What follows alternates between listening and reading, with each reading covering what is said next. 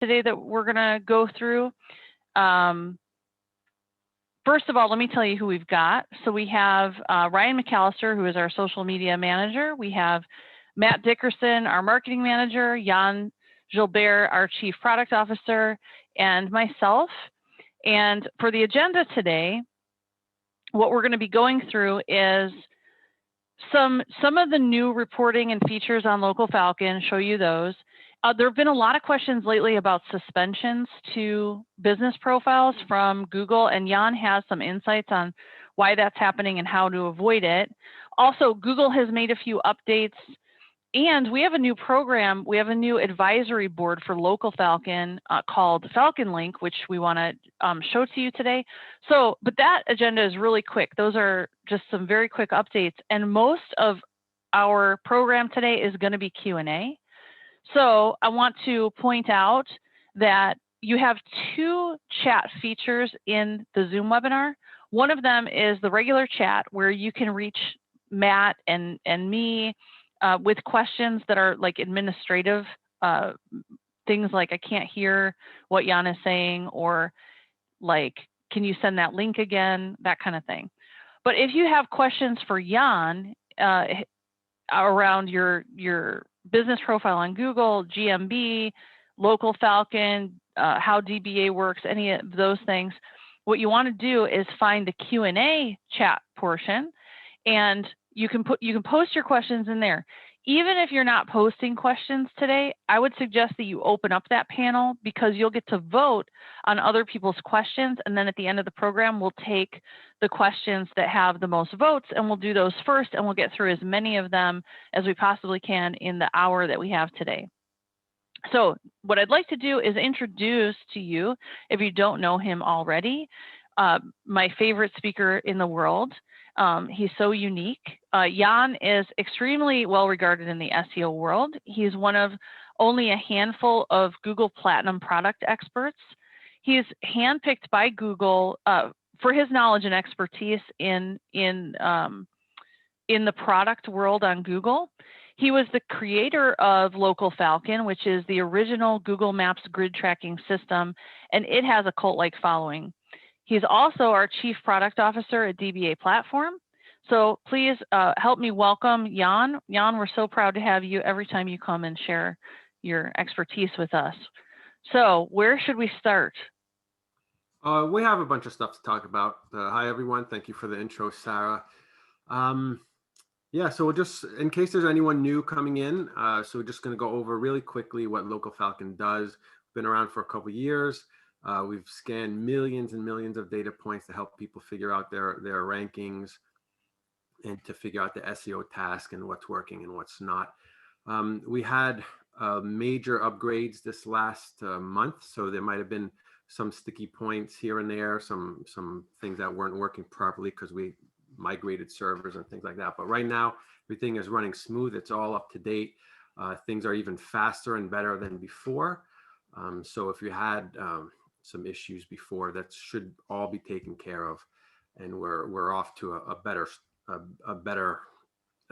level right now to accommodate. We had just so many people coming in. We had to upgrade everything to accommodate for everybody. So again, to start from scratch, we want to check our rankings, see how we're doing. When you check with the regular rank tracker, it's usually checking from one data point, so either zip code or where the business is located, and they'll give you your ranking first or your ranking 10th. But with Google Maps, as you go further away, the rankings will drop. There's a proximity factor, there's a distance factor, and so if you're just checking from one spot, you don't know if you're doing well. If you don't know if you have a good coverage area, a strong coverage area, or a weak coverage area. So this is what Local Falcon does. It gives you an idea of, are you ranking well only at your location, or are you ranking well across an entire, from miles and miles away. So that's the basic premise of what Local Falcon does. And so there's a lot of data because we're hitting lots of points. You could scan 200 points at once. And so to visualize all this data, we have our simple map, and that's the initial creation that I made. But what we've added is the share of local voice parameter. And basically what it does, it tells you when your listing is showing up in the 3-pack, right? So you could be 4, 5, 6, you're not showing up. And so instead of just giving you like you're doing better, or here's an average number across all these points, we're giving you this metric called the share of local voice. And basically it'll tell you what percent of the points are in the top 3. So it's basically representing when you are in that 3-pack, right? So yeah, it's really simple. I mean, when you look at it, obviously you can see on that green one, okay, for this whole geography, I'm ranking pretty much 1, 2, or 3, which means that my profile is showing up in the map, in the 3-pack. Where it's 4 or 5, I'm close, but I'm not going to be in that 3-pack, and so I'm out. And the thing is, when you have one location that you're looking at and you're doing the same scan week after week, you can probably manage that. But what we found is that when people have multiple locations, or if you're an agency who is managing locations for multiple groups, you have a hard time comparing week to week. And so what that share of local voice score does is it gives you something that you can look at that goes up and down and see if things are getting better or worse. And we patterned that after that share of voice metric, which is used in marketing to examine the percentage against your competitors, where consumers are hearing about you versus your competitors. And so if you're in that top 3 across the whole geography, you have 100% share of voice, meaning any consumer who is looking at that keyword inside that geography, they're seeing you. That's 100% share of voice. If you're outside of that 3, then your competitors are actually being heard instead of you, and your score drops. So between 0 and 100, you're looking to optimize and get 100% share. Now, even when you have 100% share, there are still 2 other competitors in the map pack with you, but that's the best you can hope for, is to get into that mix. Right, super. And even there we have that. So over time, again, it's so much data. So we have 2 great tools in Local Falcon where you can check, and we have a graph. So in this case, you can do the average ranking positions, but we also have the graph for the share of local voice position. So for example, if you have a number here, let's say you're starting out low, you're only ranking in one spot, you have like 3 or 4%. So that'll track over time. So each time you do a scan, so you set up your auto scan, and every time it scans, it'll track not only you, but it'll track all your competitors. And so you can see over time if your share of local voice is increasing. So is your visibility increasing, right? We also have this GIF that automatically generates as well. So it'll give you a date of when the scan was. You can play it, you can export it, and you can see over time. It sometimes, if you're showing your in reports, if you want to show it to the clients, for example, you can show these GIFs. They're really nice. People like them. Say, hey, look, over time, it's increasing. You were all red and now you're yellow. Now we're getting, so it shows improvements visually so that the client can really understand without you having to write all kinds of notes. And she said, hey, look, it's getting better, where our share of local voice or visibility is getting better. And so these are ways to visualize lots of information really simply to help you to do your task quickly and to tell the clients so they understand. I'm going to update with some news. So last month there was a lot of category additions to Google My Business, and usually there's only like 3 or 4, and so we don't really talk about it too much. But last month there was a ton. So most of them were restaurants. And so it's really important to get the heads up if there's a new category that crops up and it really matches your business, whereas maybe you were using a category that was more generic and now there's a more specific one. Change your category to the more specific one, and you're going to get a boost ahead of your competitors that haven't made that change yet, right? Because it's going to really include those keywords that people are looking for. And so there's a lot there. So just take a look again at your GMB listing to to make sure you're using all the ones that are appropriate. Jan, we're on that slide where it said updated about the schools, private school changed to private educational institution. If they actually change one, does it automatically map over for everybody, or how does that work? Well, I think these ones, the updated ones, if you've already had private school, it's automatic. Like it's just a text that they've changed. So if you're looking for private school, it'll change to private education institution. I don't know why it's there twice. I think what happened is different countries will have different words sometimes for like hair salon or beauty salon. It might be in UK as opposed to the US. So sometimes they're not exactly listed the same depending on the location and the country. Well, while we're on this point, Jeremy asked a question specific to these categories. He said he doesn't see a new category for key machine kiosks. Is that coming? Who knows, right?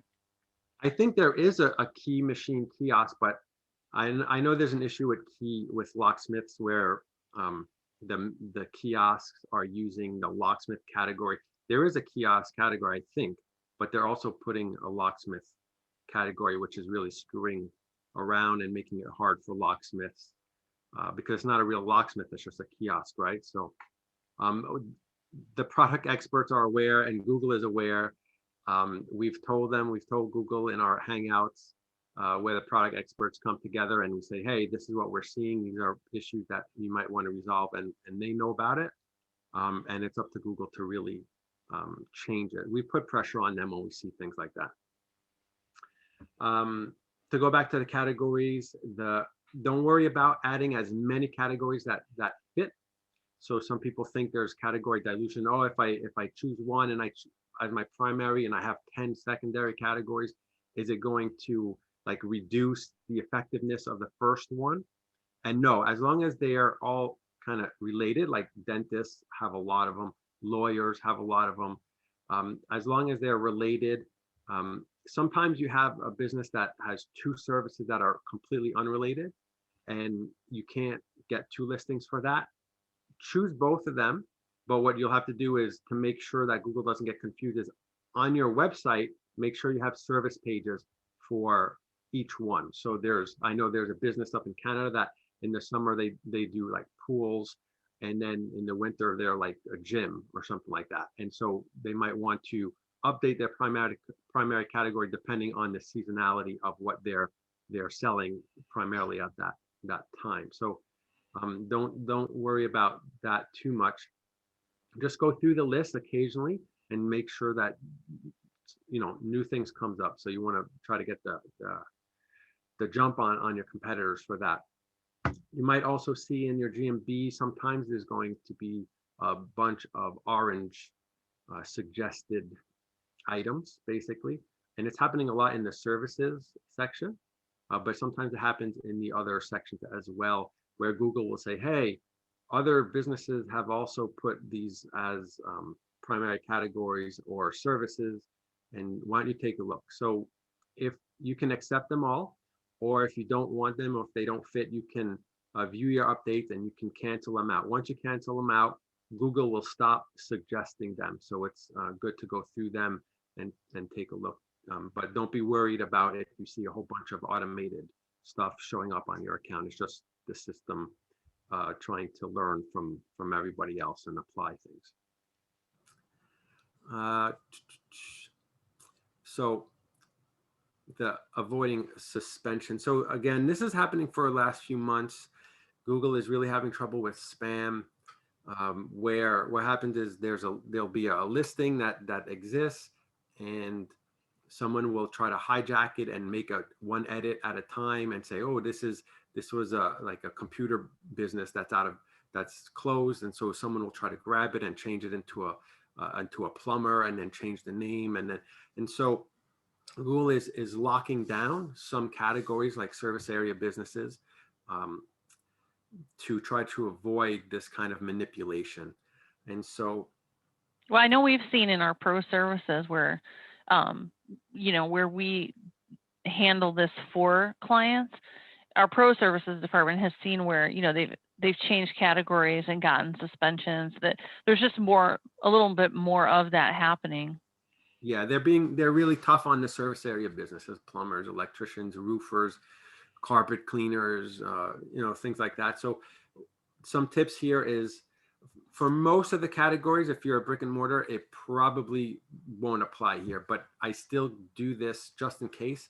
Is if I'm making changes, I get a new client and I want to make changes, I apply one thing, I wait for it to get accepted, and then I change something else. So just one field at a time, instead of changing, I'm changing the category, adding secondary categories, changing the hours, changing the phone number. Like if you start doing too many things and then hitting OK, Google's like, whoa, this is too much change at once, and then it'll suspend it for suspicious activity. So do one thing at a time.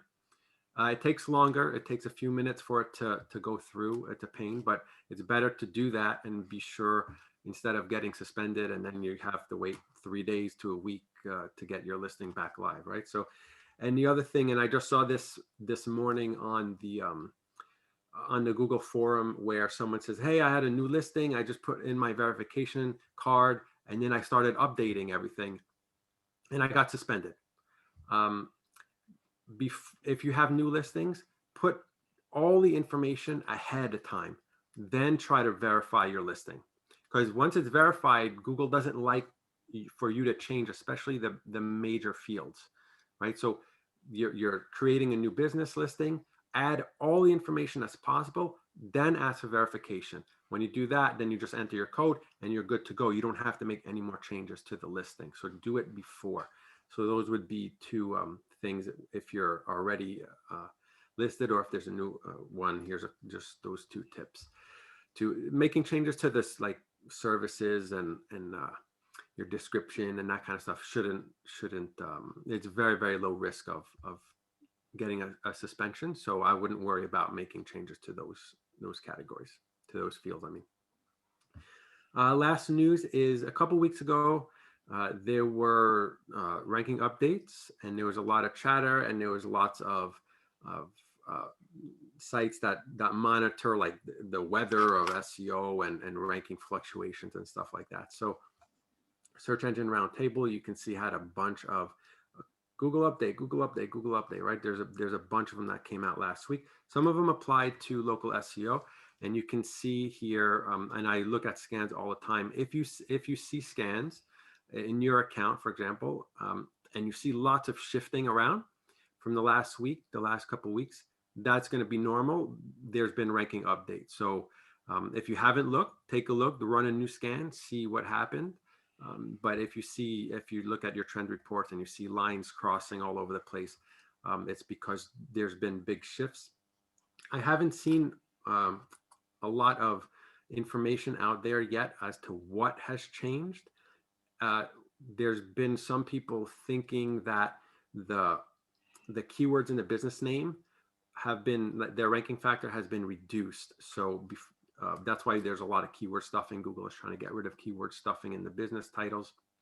And so I think they've been able to tweak it a little bit so that it's not as effective. And so that might be, but I haven't really seen any concrete evidence on that. And then Sarah, you can talk about the Local Falcon link program. Yes, I just wanted to mention it to this group because this year we launched a program called Falcon Link, and it's an advisory board for Local Falcon, where we invited some influencers in the local SEO world, people from obviously other companies, bloggers, to be a part of our community and help us improve Local Falcon. And so, it was a tremendous sort of lift to do this program, but we're able to bring on a number of people who are going to just sort of help, advise. They'll guest blog. They will be panelists on future webinars, so that we can just kind of like as a big community, kind of try to figure out everything we can about local SEO and become really, the best analytics tool to understand how your locations rank. So that's pretty cool. I'm looking forward to working with a new group of people with new ideas. That group will get to see the local Falcon changes and updates that are coming. They'll get to suggest updates. They will use the platform and suggest, make suggestions about user experience and things like that. So it will be highlighting it on our webpage. We will put the profiles and bios of everybody involved in that program. And so you may hear more about it, and you'll get to see some of those people as they join on a quarterly webinar. Yeah, you'll get to see different faces than just us all the time. Yeah. Yeah. And it's always good to have people outside poking around at what you're doing. And, I feel fortunate that we're at the point where we actually can do that, bring people in and say, all right, let's lift the hood and what can we fix under here? Super. And so we have a Facebook group, so you can go in there, ask questions. If things come up after the webinar and you have to say, I have a specific question, you could go in there, ask there, and I'll do my best to answer as much as I can. And so that's a good resource for you guys to take advantage of and get some freebie advice when you need it. Yeah, Jan's super generous with his time. So if you have specific questions, or if there's a question we can't answer today on the webinar, feel free to go into the private Facebook group and post there. Also, Jan does put sort of current events and things that he's finding in the Google world. He'll post them in there so you can stay up to date. Exactly. So Local Falcon is associated with DBA, and so DBA does a lot of things for your GMB listing. It really automates a lot of the work so that it makes it more efficient for you. And so I would highly encourage you, if you haven't already checked it out, to go into DBA and poke around in there and see if there's any tools in there that can help you. The most popular ones are the posting tool, the Q&A tool, and things that will automate. If you have multi-locations, it will automate a lot of that work so that you can create one post or upload one image and distribute that across all your listings. It really is a big time saver. Yeah, and pro services too is another one that where a lot of times you may follow and track local SEO, but if you don't want to do it yourself, you can. Our pro services team can handle any locations, and then that your stuff is moving up. That's right. And that's it. We got questions. Okay, let's do it. Let's see. First question from Joshua. One big question I and other associates had was, what is the optimal range for scans? For example, if my crosshair is on our office, how far out should the scan be? Right. So if you're in a larger city, if you're downtown, Atlanta, New York, Chicago, Los Angeles, whatever, any big metropolis, basically, I don't go more than 1 to 2 miles. If you're in the suburbs, then it depends on how well you're ranking right away, but 5 to 10 miles is a good range. And if you're out in a smaller town, then you can go 20 miles or more. It also depends on the category. If you're a dentist in New York City, you're gonna go half a mile because there's so much competition. It's really dense. So you have to kind of gauge depending on the category and how many competitors are around, that kind of thing. But I like to start with 2, less than 2 in the downtown area, 10 in the suburbs, and then 20 or higher in a smaller location. I know it's hard when you're starting and you don't know, and you don't want to run scans and waste your credits basically, but you need to do a couple preliminary scans just to give you an idea of where to start. And sometimes you'll have a keyword that's really ranking well, and one keyword is ranking really poorly for the same business. And so you could run the same size scan and you'll have like all ones, and then another keyword and you'll have like, 1 in the middle, right? So And it'll show you, well, you're doing really well for this keyword and not the other one. And then so you update your website and do kind of things like that. So, but 10, 20 is how I start. Cool. And then I know we've talked about in the past, like once you run a scan, if the scan is too big an area, you'll know, because the ones on the outside will get ranked like 89. And you go, okay, I'm not going to make a big splash there. Let's pull it in, and then, and work out from there. And as you're increasing those ranks in the inner sort of centroid, then you can start moving your scans out to see if you can pick up any more of that area. But proximity is really the biggest factor in all of this, which makes sense. If somebody's on their phone standing at the corner of Main and First Street and they want to know where to get a cup of coffee, like Google's not going to give them something 18 miles away when there's, 15 other choices closer. Next question, Kurt, what is the best way to expand a company's geographical reach? Right. Obviously, it's the most, how do you rank higher? How do you rank better? That's the basic question. So within GMB, so make sure you fill out all the fields, add all the categories, secondary categories. If you have a services area, not all listings will have services inside their GMB. It depends on your category.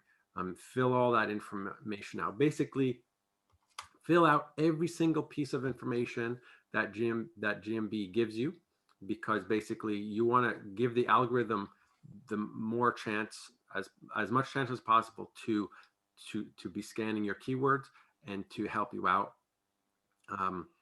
Creating posts and images helps, because for example, if you have content in your GMB post, like the keywords in that content won't help direct ranking, but engagement on the post and engagement on the images. So if you have a listing and there's lots of images and people click on it and they're scrolling through and they're clicking and they're reading your post, Google's measuring that engagement. And so if you can imagine, one listing is doing nothing and one listing it has images and posts on it, and people are clicking there and clicking on your reviews and reading the reviews,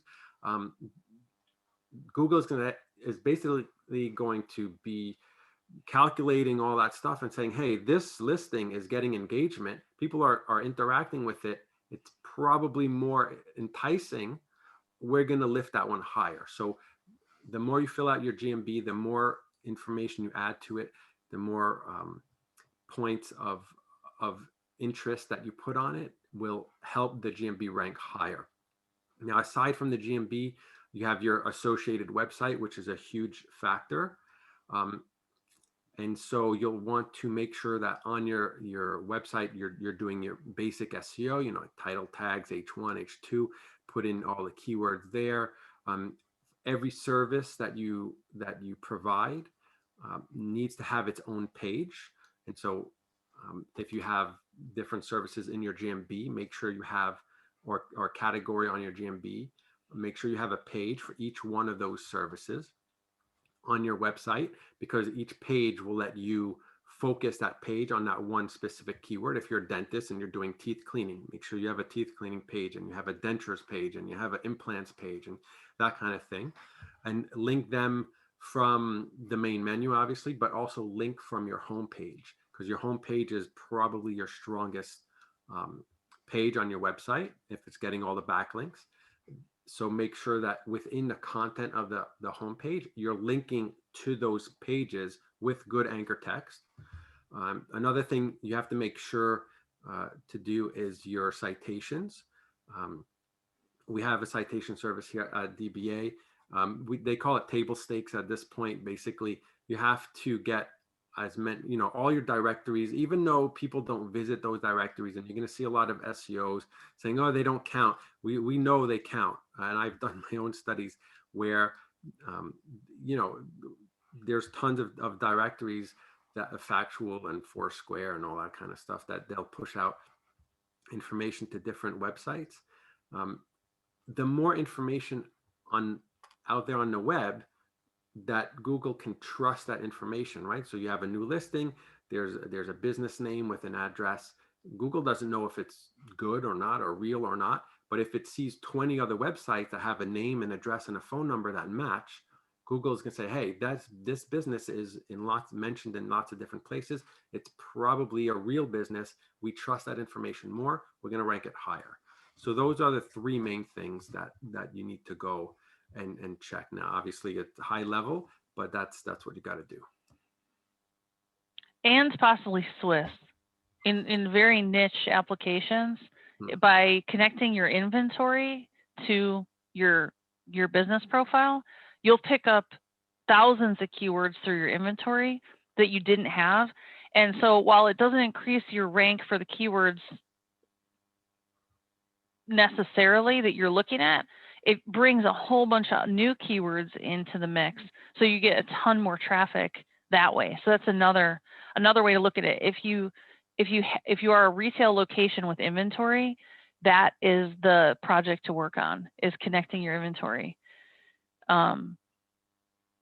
Let's see. I've got lots of good questions here. This one's from Ryan, and he says, how do you explain a client's GMB not showing in the 3-pack when a Google Maps search is conducted on their premises, like in their building? How are they not showing up? Right. So Ryan, if you want to maybe go to the Facebook group and give some more details if you want there, but I'll just answer generically. There's a couple reasons. Either they're ranking super poorly. Make sure their website is even like indexable. I've seen my rankings stink, and then you go and their website is blocked by robot text, right? So make sure that Google can see your website so that it's associating all that information to your GMB. It might be brand new, but it also might be that you're in a large office building and you're a lawyer and there's 20 other lawyers in that building, and so you're getting filtered out. So I don't know your exact details on what it is, but those would be, or sometimes there's another business that's right next door, and so you'll get filtered out. So it might be because of an algorithmic filter, and that's harder to deal with because basically you have to make sure you're stronger than the competitors that are really, really close to you. Otherwise, Google sometimes will just ignore you because there's just too many. I think this is Kevin. How do I speed up the ranking process for a new business listing? So if you know it's coming, like while you're waiting for verification, for example, it's brand new, you can start your citation package right away. So get the information out there as fast as possible. What happens is with the citations is that they're created, but then Google doesn't necessarily crawl those pages right away. And so you want to give time for Google to crawl. There's ways you can try to link to those pages so that Google can find them faster.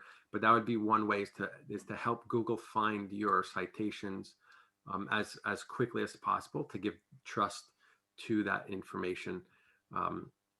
Otherwise, there is a little bit of a time trust value there where like a brand new listing might rank only in a small area, and it grows over time just because and we're not exactly sure. The answer is more about I think my theory is that it's more about the engagement, because some people say, oh, I created, they've done tests, they create a listing, they don't touch anything, they do nothing to it, and over time it increases in rank. So either there's a time factor where Google just slowly increases that dial just from time, but I also think that there's an engagement factor. So over time, people see the listing, they might click on it. Now you have no reviews, you might have nothing on it, so there's less interactions, but there's a little bit of interaction, so someone clicked on it.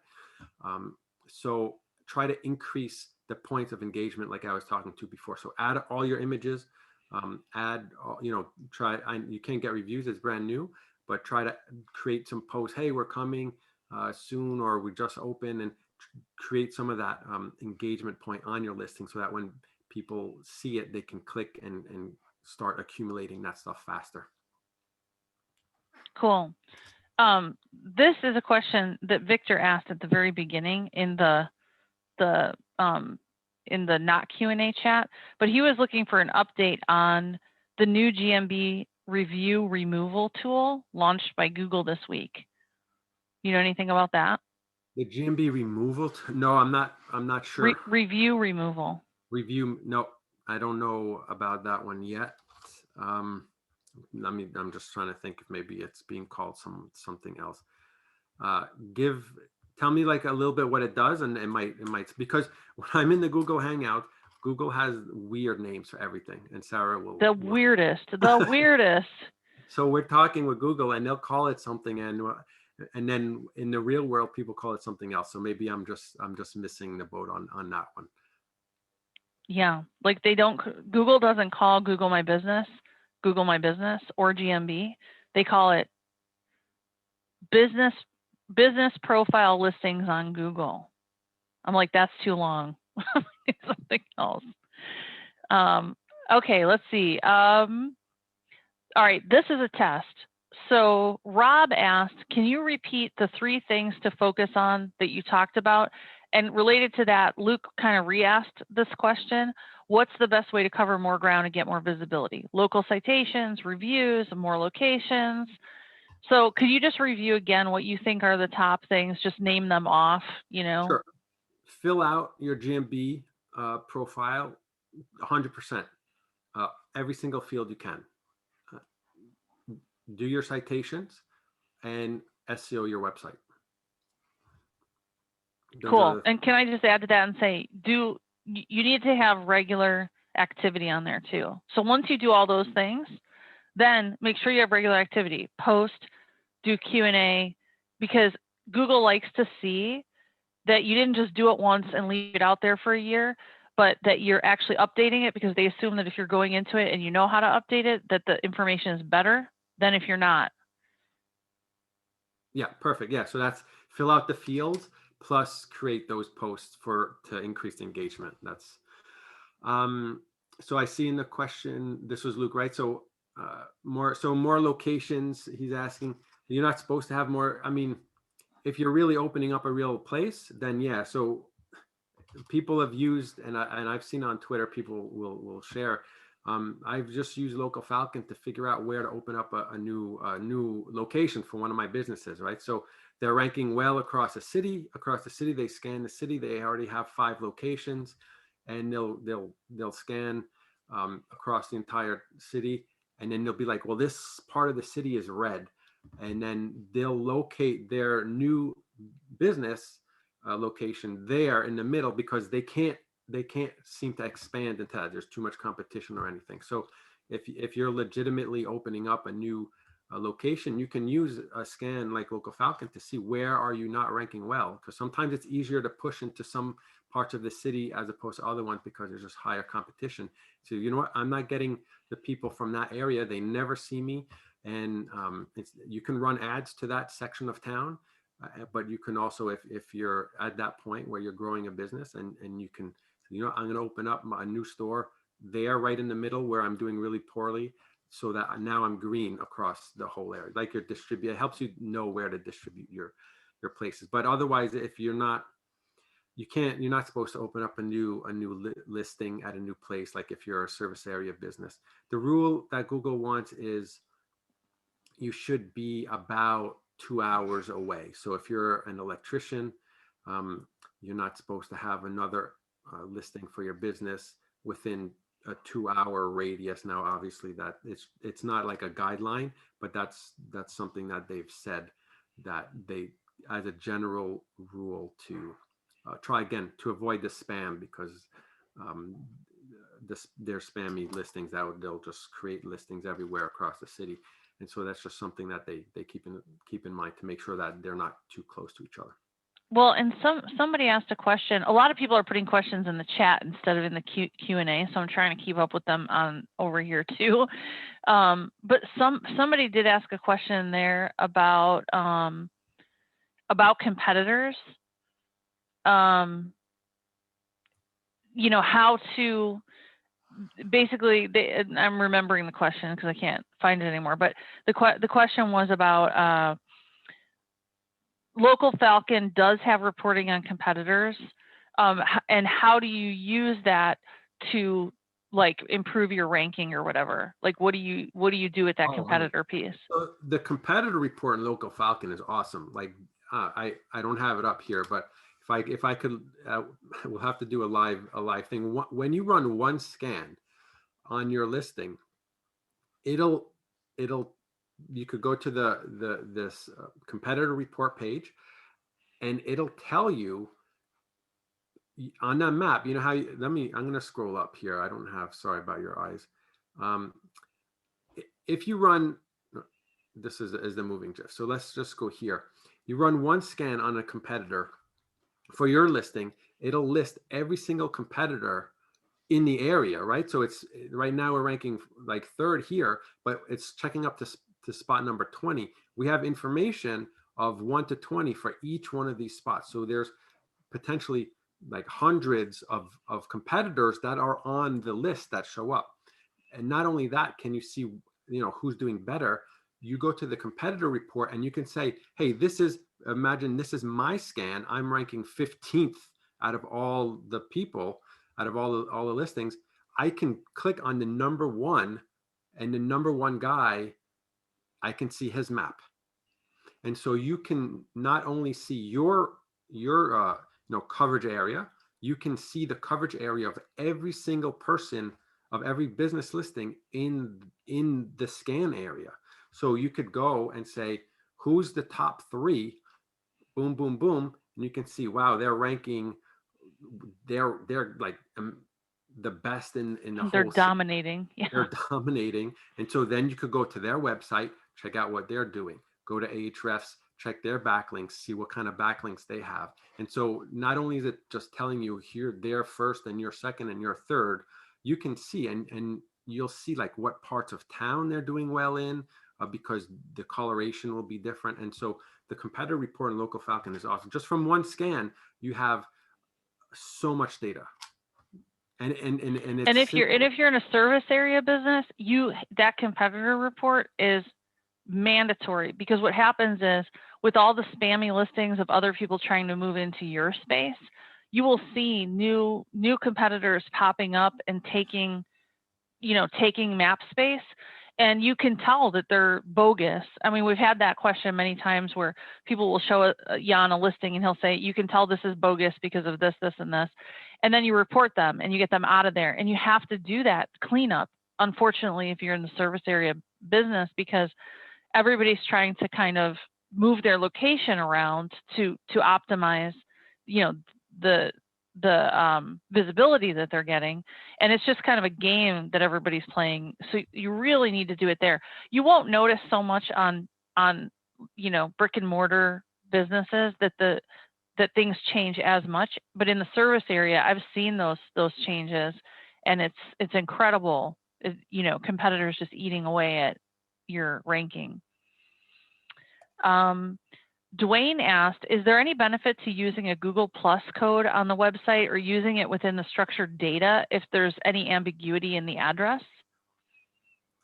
I haven't seen, the plus code is usually in other countries that are more useful. I haven't run any tests or seen anything about it helping.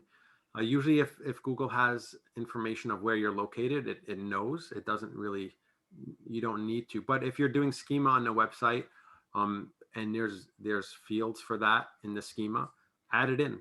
I mean, again, it's hard to know what Google uses. And sometimes it's not using a piece of information now, but it might use it in the future. I wouldn't go back and start adding, if you have lots of sites and things to go in and specifically add that plus code into the schema.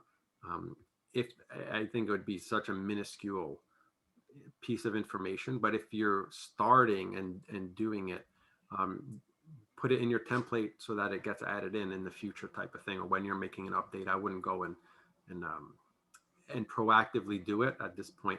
I just haven't seen any data saying that it's important enough to spend that much time on. So Dan asked a question that we get a lot. My office is about 35 miles outside of a large city.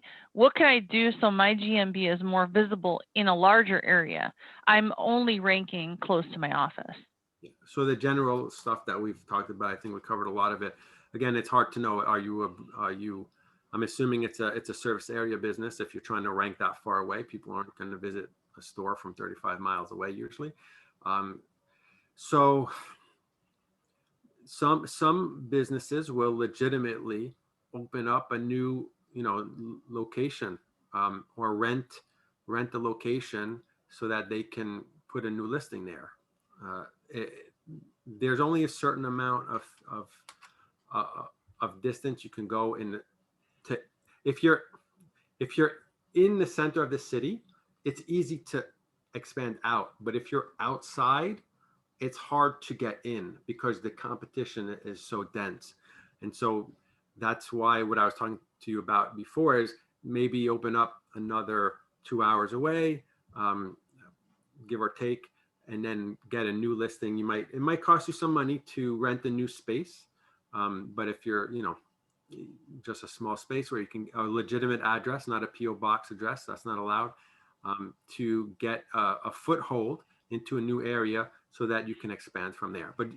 And lawyers do it often because they have the resource to do it. They'll just open up an office, and because they can pay and rent for that space, and so they have lots of offices scattered across the city, and they're legitimate, right? They're real. They have licenses for those places. They have signage for those places, that kind of thing. But that's what they do. When you're really stuck and you can't move into a hard area, you have to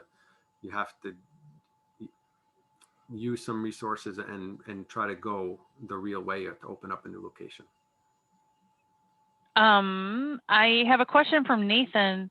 What should I do if Google ignores the redressals I submit? I have case IDs. Is there anyone I can forward these to so that they can escalate? If you go to the Google forum, I don't know if Matt has that handy, but there's a Google forum where me and a whole bunch of other product experts will take a look at that and try to escalate it for you. It usually takes about 3 weeks when you do the redressal. So, and just to make sure that you're doing it the right way, make sure you fill out all the fields. There's the text box that says, what's going on with this business. Keep it simple. These things are going to India. They're going by a checklist. They have a procedure. They have no idea. They have no, like, about North American businesses, really. They have a checklist and they're just going through. So you have to make it really clear. This company is violating guidelines because they are keyword stuffing, or this listing is fake. Please remove it. Here's a screenshot. Here's a street view. Here's their website, logo, or footer copyright. Like, you have to keep it really simple, but at the same time, put the information and say they are violating guidelines. What rule are they breaking? You have to be really clear. So, and does even Google, when I do Google answer you yet? Like, so when you do them, do they say anything, or do they? No, the redressal form, they don't. The product experts have extra levels, so they'll tell us why. But when we go through the redressal, they just, here's a ticket number, and that's it. Yeah. So Nathan, if it's been more than 3 weeks and it's not working, so far Matt has not put that link for the Google experts in the chat. I don't know that he has it, Jan, but I'm still looking for it. I'll try to get it in there. Okay, Matt's going to try to get it in the chat before the end of the webinar, but you can definitely get it by asking Jan for it in the private Facebook group. If he can do two things at once, he's going to look it up right now and put it in the chat. Google My Business Forum should bring it up. Let's see. Yeah, that's it. Let me see. Okay, and Nathan says, many thanks for answering my question, Jan. I know the forum, no problem, all good, thanks. All right, cool. But so if you can't get an answer to it, if you go through that forum, maybe those guys can. And yeah, it's tough because Google doesn't answer stuff, It's really slow sometimes. So I don't even escalate right away. I'll do redressal form. I wait a little bit. I'll do another redressal form. I'll wait a little bit because sometimes, there's like, I don't want to say it's 50-50, but it's not far from that where I'll put in a redressal form because even me as a product expert, I have to go through the normal steps, suggested edit first, then redressal form, and then I have the extra level, but you guys don't. Redressal form, if it doesn't work the first time, hit it again with the redressal form, reword it a little bit different, say, hey, I already did it, put your first ticket number. After the second redressal form, a couple more weeks, if it doesn't go through, then you hit the forum to say, hey, these guys they have a priority list, right? So if there's just a keyword stuffer, they've added, it's a legitimate business and they've added a few extra keywords. That's not high on Google's list. They want to get rid of fake listings. So they might ignore it, right? Depend, and I don't know how they work, but they ignore a lot of this stuff. So you gotta put it a few times. Unfortunately, that's just a bad way that Google is working right now.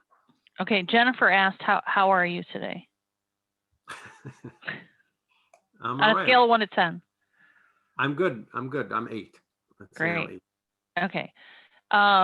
Denny says, I'm getting 5-star reviews, but my score is not moving up. Is there a general formula for Google reviews? So the reviews won't help your ranking. So the more reviews you get, it's like I was talking about before, is it indirect? So the more reviews means the more chances that someone can click and start reading those reviews and things like that. So that's the it's more for engagement than for the SEO. So focus on the reviews for user trust value, right? So don't focus on reviews to I'm getting 100 5-star reviews. My rankings didn't move. Well, no, they're not going to move really. It's more about who the consumer chooses in the 3-pack. Yeah. Right. So like, I know when I'm Googling stuff and I see like somebody has 5 reviews and somebody has 580 reviews, I'm probably going to choose from the 3-pack. There's not any evidence that says being number 1 in the 3-pack is better, because the consumer then is choosing. And so that's where the reviews are helping more than the SEO. Yeah.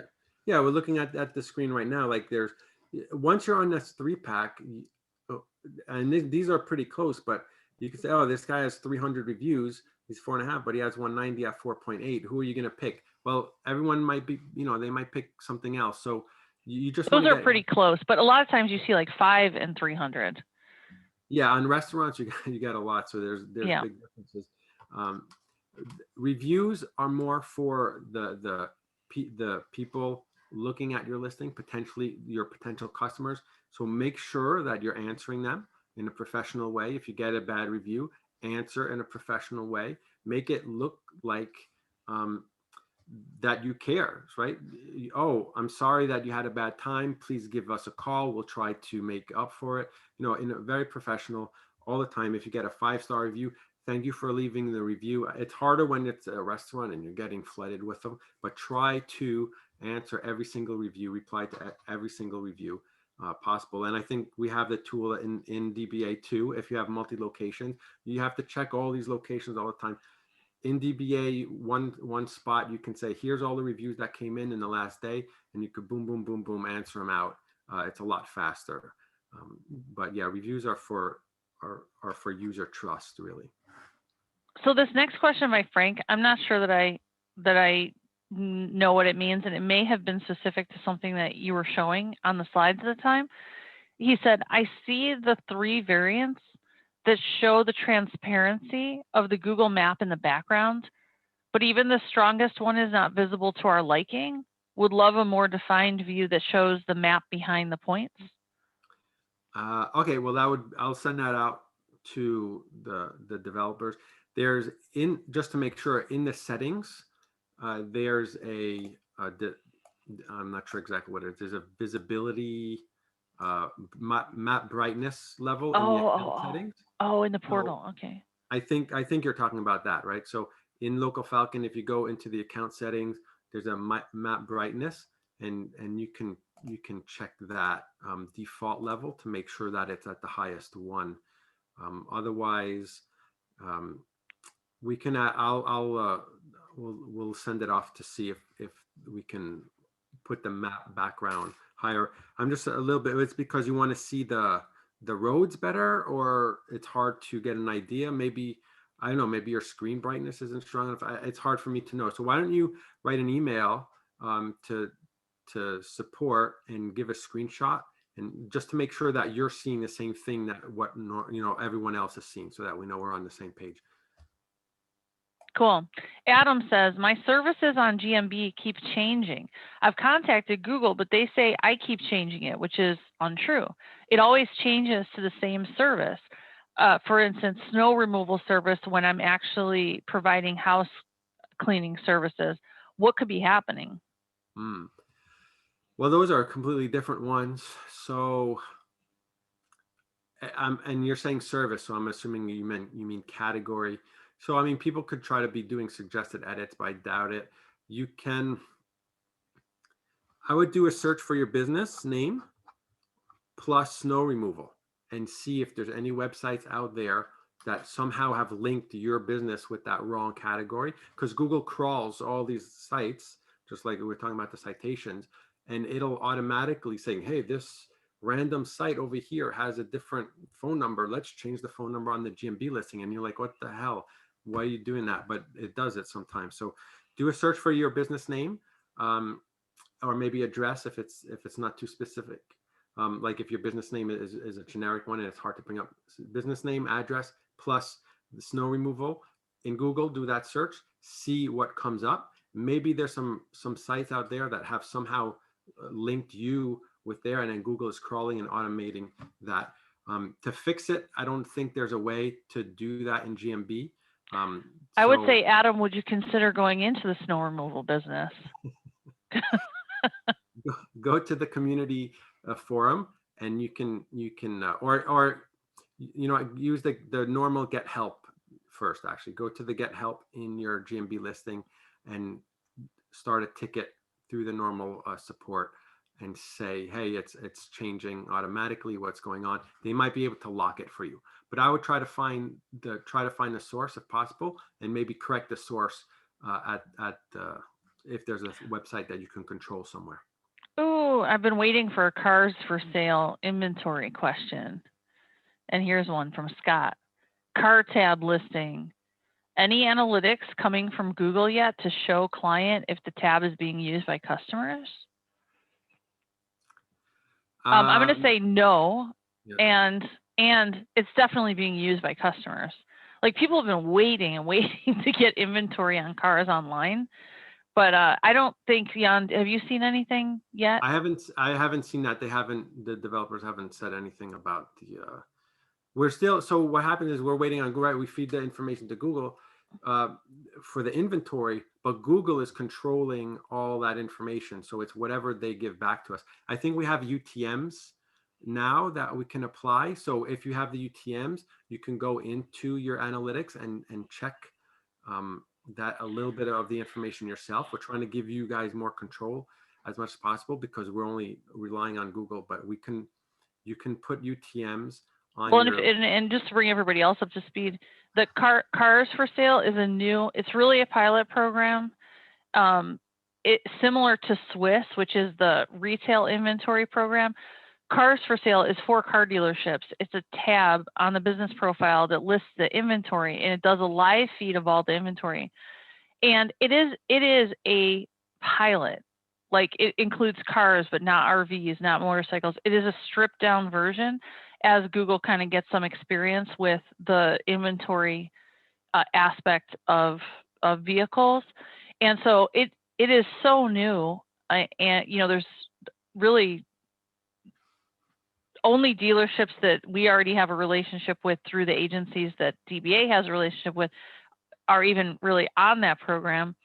And so it's very, very new. And I know we've been working probably the last 6 weeks, just working out little bugs, and it's going well. But there will be a lot of feature enhancements as that, snowballs. But it's so new. But I'm sure customers are using it. We don't have anything back from Google yet. I see a whole bunch of questions. Do you want me to just go really quick since we're at time here? Sure. This one every time. Geotagging photos, is it a significant factor? It's not a significant factor at all. We can't even measure it. That's how small it is. If like dbaPlatform, when you add an image to upload to GMB, will automatically tag. So that's fine because it's automatically done. It's not taking extra time. I wouldn't, it's not worth the time to like start manually adding things, EXIF data to your photos. It just takes too long. We can't measure it. So if it's done automatically, then great, it's there. Google has the information. If they feel like using it, they can, but it's not, it's way down on the list. That's why we try to automating all these things with DBA. Live demo, maybe next time. Okay. Someone says, 3 attempts to verify with verification cards and all 3 have failed. So use the support link. What they'll do through your GMB and get help. There's a get help URL or something. And it says, they'll try to video verify you. If the postcards never show up, they're going to do video verification, and they'll do a call. You'll have to show your building and your signage and that kind of stuff. So that's what you have to, if after 14 days you don't get a postcard, anyone could do that video verification. They'll ask for proof and stuff like that. Hey, Jan, Sean asked, is DBA only for agencies and businesses with 10 locations? No, not at all. You can have 1 location and use DBA to manage it. To go on, you can create an account for free and take a look and tool around at what you can do in there. So he asked for, can we try it out? Yes, you can, and that's how you do it. Yeah. Let's see. We have, so someone asked about tree, like a tree service site. So yeah, same thing as a dentist. Each service has its own page. That's how Google knows that your page, that your website is talking about certain things. So you're associating tree service with cutting, pruning, removal, or stump removal, all those things that you do. You have 1 page for each one of those services, and it'll really strengthen up your GMB. You know what, Victor replied that about that Google's new review takedown tool. He got a notification from Bright Local about it, specifically aimed at dealing with review spam. Oh yeah. So, I mean, okay, now I know. I saw that. It's hard to get rid of fake listings because it has to be really, really specific on, the guideline has to be broken, but it has to be really clear. So you can't, like, a previous employee can't leave a listing. But if they don't say, I used to work at this company and it sucks, and they just, if they don't write, I used to work there, it's not going to come down, right? So it has to be really clear. And so Google's getting flooded with lots of requests that basically they don't care about. And they don't want to, they're not involved, right? It's like 2 people are fighting because the client is lying or the owner is lying. Google's not involved. So if it doesn't clearly break the guidelines, then there's a page there that says exactly what it's supposed to, what would constitute a violation. I think Google was just getting so much that they just opened up a new path just for those kind of escalations. So again, people in India, there's a whole nother group of people sitting inside a place with their list of things to check. So it's just another path. It's not different. It's not going to give you a different result unless Google's training is better. But in general, it's probably just another pathway to get to escalate, basically. Sarah asked about, do you have a full list available of all the locations your citation management tool adds a location to? Does it add correct information on Yelp and Apple Maps? Yeah, we're changing our partners, but our distribution partners for that. But yeah, there's I think a PDF report that gets generated and says, here's all the listings before, like all the sites. And now here's where you are, here's the link to your listing and stuff like that. You can ask DBA, if you go with DBA chat, you can ask them exactly what information, but there's definitely a report that tells you what's been, what new links have been created for you. Cool. I know we're out of time, and I was hoping to get to everybody's questions. We didn't get to all of them, But if you have extra questions that didn't get answered, please go into the private Facebook group. You can direct your questions to Jan. He's in there all the time, and he can help point you in the right direction or answer your question. Somebody said let's do a case study and walkthrough of one of these. We've done that in the past, so we have recordings of going through kind of the whole thing in Local Falcon and looking at the competitor reports, but we can do it again in a future webinar. And thank you guys so much for attending and being a part of our community. And we'll see you next month. Yeah, super. Thanks. So any questions I didn't get to, I'm really sorry. Go to the Facebook group. I'll be there for the next little bit, and I'll answer whatever I see. Awesome. Have a great weekend, everybody.